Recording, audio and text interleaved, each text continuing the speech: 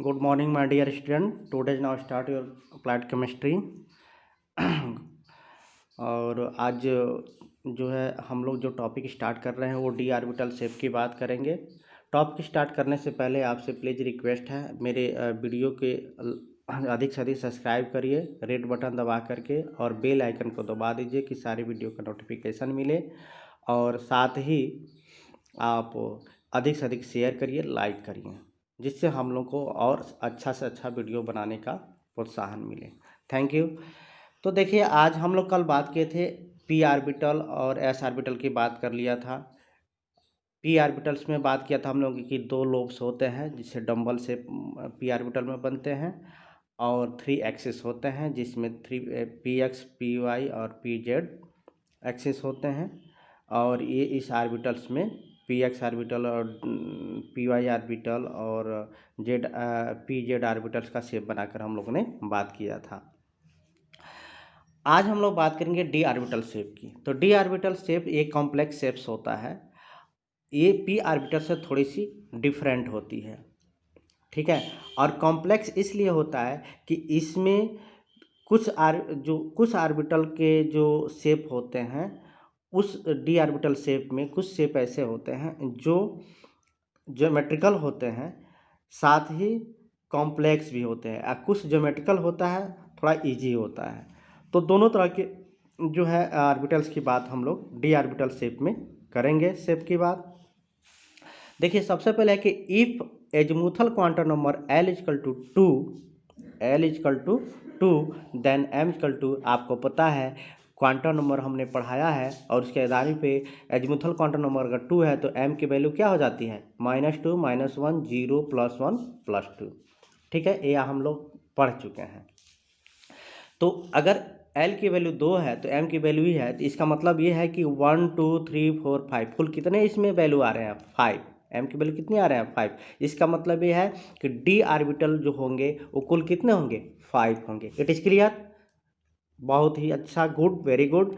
जब L की value 2 है तो डी ऑर्बिटल्स कितने होंगे 5, ठीक है। और देखिए, having complex shape and geometry, इसके पास जो शेप होती है वो कॉम्प्लेक्स होती है, ज्योमेट्रिकल शेप होती है। Having 5 D orbitals are represented by, और जो डी ऑर्बिटल रिप्रेजेंट करते हैं जिसमें इलेक्ट्रॉन जो है क्वांटम नंबर के अकॉर्डिंग जो है एकमुलेट करते हैं, वो जो ऑर्बिटल बनते हैं वो 5 कौन कौन होते हैं D X Y, D Y Z, D Z X, D X square minus Y square and D Z square. ये 5 हमारे डी ऑर्बिटल शेप के एक्सिस पे बनने वाले क्या हैं शेप हैं, किसके डी ऑर्बिटल के। यानी कि ये 5 शेप हैं D X Y, D Y Z, D Z X, D X square minus Y square and D Z square. ये 5 ऐसे शेप हैं जो डी ऑर्बिटल पे मिलते हैं, ठीक है ना। It has present third and higher energy level, माने कि थर्ड ऑर्बिटल्स के बाद से जिससे D X Y, D Y Z और डी जेड एक्स, इस 3 ऑर्बिटल्स के बाद से जो D X square minus Y square और डी जेड स्क्वायर की जो ऑर्बिटल शेप बनेगा डी का, वो हायर एनर्जी लेवल को रिप्रेजेंट करेगा। डी ऑर्बिटल है 4 लोब्स, और इस तरह डी ऑर्बिटल के जो कॉम्प्लेक्स ज्योमेट्री शेप होते हैं उसमें 4 लोब होते हैं, ठीक है ना। कितने लोब होते हैं 4 होते हैं, ठीक है। और इस 4 लोब को एक इंटरसेक्ट नोड भी होती है, इंटरसेक्टिंग नोड भी होती हैं। उसके अकॉर्डिंग हम शेप की यहाँ पे बात करेंगे। देखिए कितना इजी शेप यहाँ पे बनाते हैं और बहुत ही शानदार। पहला हम लोग बात करेंगे किसका शेप के लिए, तो पहला हम लोग बात करते हैं किसके लिए डी एक्स वाई के लिए। किसके लिए, एक चीज़ इसमें हमेशा ध्यान दीजिएगा कि ये हमें ये भी अपने पी ऑर्बिटल में क्या पढ़ा था, कुछ में परपेंडिकुलर शेप बनते हैं। जो डंबल शेप होती है वो कैसे होती है परपेंडिकुलर होती है। इसमें जो शेप बनेगा वो परपेंडिकुलर तो नहीं होगा, लेकिन जो एक्सिस होगी उसके मध्य से बनेगा। जो डंबल लोब बनेंगे वो एक्सिस के मध्य बनेंगे, ठीक है। पहली बात। दूसरी बात ये याद रखेंगे कि जो भी डी ऑर्बिटल के शेप होते हैं, जिस एक्सिस की बात की जाती है उस एक्सिस पे वो शेप नहीं बनते हैं, ठीक है। देखिए कैसे नहीं बनते हैं। तो जैसे मान लीजिए कि हमने बात किया डी एक्स वाई शेप का, कैसे बनते हैं देखिए, एक शेप हमने एक ऐसा लाइन खींचा और एक ऐसा खींचा, ठीक है, खींच लिया। अब देखिए एक एक्सिस ये है और एक एक्सिस है, जिसका एक ये टेल है, ये हेड हो गया, ये टेल हो गया। इसी पे एक एक्सिस हमारा क्या बनेगा, अब देखिए इसी पे हमारा बनेगा एक एक्सिस, ये आपको पता है, ये हमारा इंटरसेक्टिंग नोड हो गया, ये पॉइंट इंटरसेक्टिंग नोड हो गया। अब देखिए यह डी एक्स वाई की बात हो रही है, किसकी बात हो रही है, डी एक्स वाई, यानी कि हमारा एक्स एक्सिस और वाई एक्सिस पे जो शेप बनेगा उस शेप की बात हो रही है कि इलेक्ट्रॉन कैसे एकमुलेट करेगा डी ऑर्बिटल में। तो हमको एक्स और वाई एक्सिस को छोड़ देना, ये एक्स है, ये वाई एक्सिस है, इसका मतलब जो शेप बनेगा इस एक्सिस छोड़ के जेड पे बनेगा, किस पे बनेगा, जेड पे।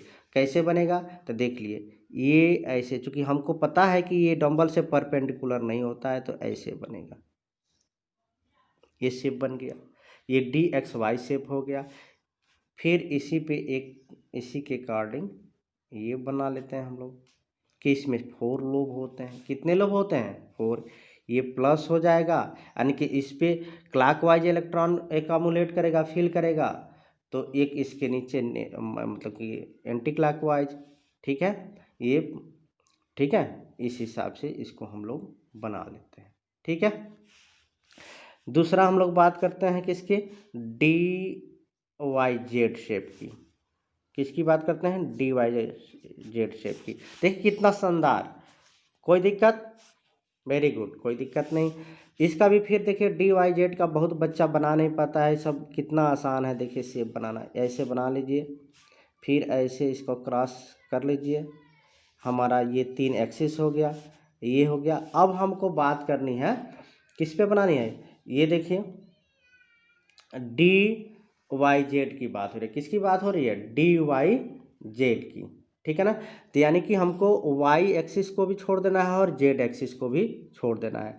तो इसको मान लीजिए कि आप मान लेते हैं वाई, तो ये हो जाएगा जेड एक्सिस, इसको मान लीजिए एक्स, और इस पे लोब बन जाएगा,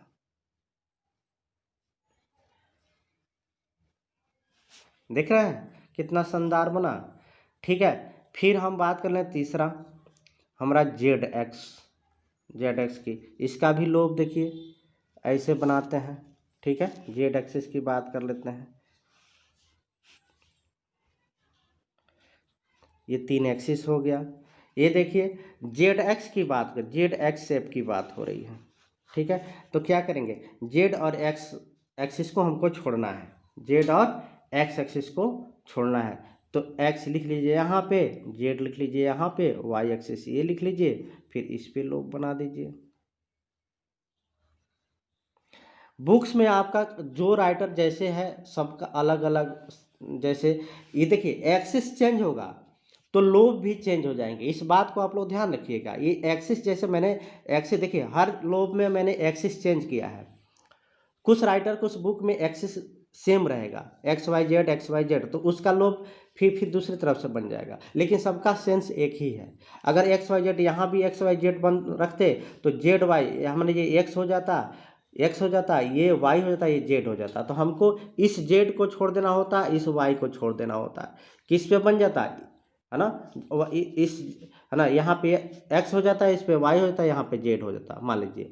तब शेप कैसे बनता, तब के शेप कैसे बनता, जैसे मान लीजिए यहाँ पे एक्स हो जाता है, यहाँ पे वाई होता है, यहाँ पे जेड हो जाता, तो हमको जेड छोड़ना है, वाई छोड़ना, तब इस पे बन जाता, ऐसे बनता, ठीक है। तो किसी किसी बुक में ऐसे भी बनाया रहा होगा, कैसे, जैसे मान लीजिए हम बात करते हैं, जैसे मान लीजिए हम डी वाई जेड शेप की बात कर ले, तो देखिए ऐसे बनता, हमने यही ना कहा है, ये एक्स हो गया, ये वाई हो गया, ये जेड हो गया, ठीक है। हमने यहाँ पे एक्सिस बदल दिया था, यहाँ पे मान लीजिए पहले शेप के अकॉर्डिंग ही यहाँ पे एक्सिस लिखा, अब हमको वाई जेड, तो वाई को और जेड को छोड़ देना, तो ऐसे लोब बन जाता, ऐसे बन जाता, और फिर इसको जो है ऐसे बना लेते हैं। तो कुछ बुक में इस तरह से मिलेगा, ठीक है। तो जैसे एक्सिस चेंज होगा तो शेप भी क्या, लोब भी क्या होगा, चेंज हो जाएगा, लेकिन दोनों का मतलब एक ही है, ठीक है, कोई दिक्कत। तो इसी तरह से इसका लोब ऐसे बन गया। चौथा हम लोग देखते हैं, चौथा क्या है हमारा D X square minus Y square. ये वेरी कॉम्प्लिकेटेड शेप, ये बहुत ही कॉम्प्लेक्स शेप है। इस शेप को बनाने से पहले देखिए हमको ये मान लीजिए कि हमने दो ऐसे क्रॉस लिया और सब में ये लिख लीजिएंगे ऐसे ना, 3 एक्सिस है तो 3 एक्सिस हमको दिखाना है।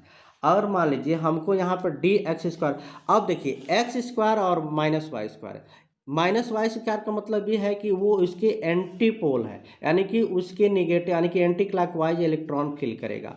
और एक्स स्क्वायर है जिसके आगे पॉजिटिव चार्ज है, जिसका मतलब ये क्या करेगा, क्लॉकवाइज इलेक्ट्रॉन फिल करेगा। तो और एक लोब, एक ही एक्सिस पे दो लोब बनेंगे, एक ही एक्सिस पे दो लोब बनेंगे तो एक्स स्क्वायर हो जाएगा। तो जैसे मान लीजिए कि हमने कहा कि ये हमारा क्या है, ये हमारा मान लीजिए कि एक्स एक्सिस है, ये हो गया हमारा क्या वाई एक्सिस, ये हो गया वाई एक्सिस, ये हो गया जेड। तो अगर हमारा इसमें क्या करेगा, लोब बनेगा एक्सिस पे ही, देखिए इसीलिए कॉम्प्लेक्स कहा गया है, इस पे एक्सिस पे ही लोब बन जाता है। तो एक्स एक्सिस पे दो लोब बन गया, कितना लोब बन गया, दो, तो एक्स स्क्वायर हो गया। इसके एंटी ये प्लस हो गया, ये भी प्लस हो गया, तो इसके एंटी ये हो जाएगा, ठीक है देख रहे हैं, और इसके एंटी ये हो जाएगा, ठीक है, ये माइनस हो गया, माइनस हो गया। तो ये एक्स, ये दो लोब है तो एक्स स्क्वायर, ये दो लोब है तो वाई स्क्वायर। वेरी गुड, ये एक्स स्क्वायर शेप हो गया, कोई दिक्कत, नो डाउट। और लास्ट शेप इसका ही है, लास्ट शेप है पेज 2, लास्ट शेप है हमारा क्या है, डी जेड स्क्वायर शेप। हम डी ऑर्बिटल की बात कर रहे हैं। इसमें देखिए क्या होगा, ये हमारा एक क्रॉस बन जाएगा, ऐसे आप लोग बना लेना है एक्सिस, ये 3 एक्सिस का शेप हो गया, ठीक है। अब देखिए होता क्या है, ये मान लीजिए x है, ये y है, तो ये z मान लीजिए, एक्सिस आप चेंज करेंगे तो लोब भी चेंज हो जाएगा, इसमें कोई दिक्कत नहीं है। तो मान लीजिए हमको इसमें देखना है डी जेड स्क्वायर, यानी कि एक ही एक्सिस पे लोब बनेगा, और एक एक्सिस पे लोब बनेगा तो स्पेक्ट्रोस्कोपी से इस डी ऑर्बिटल शेप को देखा गया और जेड स्क्वायर शेप को देखा गया, तो देखा गया कि स्पेक्ट्रोस्कोपी में जो इसके जो स्ट्रक्चर बनते हैं उसमें बिलोपर यानी कि लोप हो जाते हैं, जो इंटरसेक्ट के पास लोप हो जाते हैं बाकी एक्सिस के, एक्स एक्सिस पे और वाई एक्सिस पे बनने वाला जो शेप होता है वो विलोप हो जाता है, कि लोप हो जाते हैं, और लोप होकर के कुछ इस तरह के दिखाई देता है, कुछ इस तरह के दिखाई देता है, ठीक है, कुछ इस तरह के दिखाई देता है। लेकिन ठीक इसी के ऊपर एक शेप ऐसे बन जाती है, और वो किस पे बन जाती है, जेड एक्सिस पे, और इसीलिए इसको जेड स्क्वायर शेप बोला गया डी ऑर्बिटल शेप का, ठीक है। तो इस तरह से 5 कुल कॉम्प्लिकेटेड शेप बनेंगे। इसमें कोई डाउट हो तो आप लोग बताइए, और इसको अच्छे से आप लोग को समझा दिया गया, आप लोग एकदम इस आसान ट्रिक से इसको समझ जाएंगे, ठीक है। फिर नेक्स्ट वीडियो मिलते हैं, वीडियो को अधिक से सब्सक्राइब करिए, बेल आइकन को दबाइए। Thank you.